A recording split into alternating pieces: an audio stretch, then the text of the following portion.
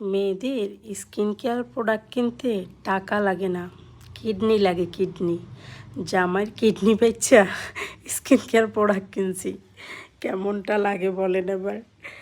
যাই হোক, তাও তো আরেকটা আছে, রাখছি আরেকটা, চিন্তা করেন না, আরেকটা রাখছি ভবিষ্যতের জন্য। একটা বেচা এগুলো কিনে আনছি। আমার সবচেয়ে বেশি কষ্ট লাগছে এই কনসিলারটা কেনার সময়। সামান্য একটা কনসিলার, কি আছে এটার মধ্যে বলেন, 890 টাকা। যাই হোক, দেখেন মনে হচ্ছে অর্ধেক এটা ওরা খরচ করে ফেলছে, মানে ওরা ইউজ করে ফেলছে। আর এই সানস্ক্রিনটা, না সরি, এটা হচ্ছে ময়শ্চারাইজার, খুবই ভালো ময়শ্চারাইজার এটা। আর এটা হচ্ছে একটা ম্যাট্রিক্সের হেয়ার শ্যাম্পু, 2350 টাকা এটার দাম।